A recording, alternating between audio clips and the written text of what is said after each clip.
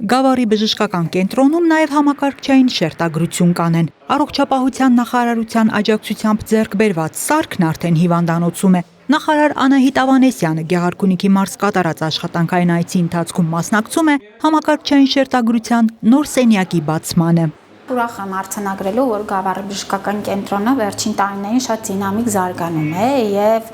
ամեն տարի մենք ավելացնում ենք նոր ծառայություններ, բարելավում է ծառայությունների որակը,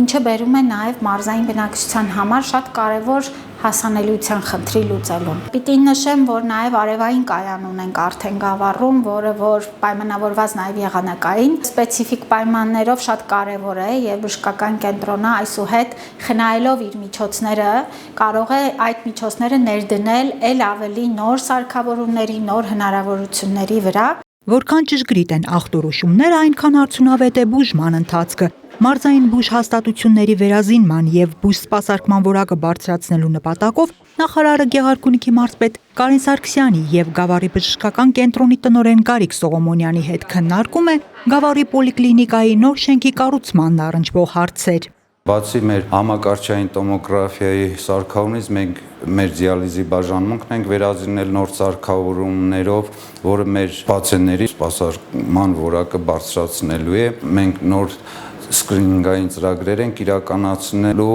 մարզային, որը երբեք չի եղել, դա կոլորեկտալ քաղցկեղի սկրինինգն է, որը նախարարի աջակցությամբ մենք տեղում իրականացնելու ենք, նորածնային սկրինինգներն ենք տեղում իրականացնելու, որպեսզի մեր բնակիչները չհասնեն մայրաքաղաք եւ ժամերով չսպասեն այնտեղ իրենց հերթին։ Առողջապահության նախարարը շրջայց է կատարում բուժկենտրոնի բոլոր բաժանմունքներ, զրուցում բուժանձնակազմի եւ բուժառուների հետ։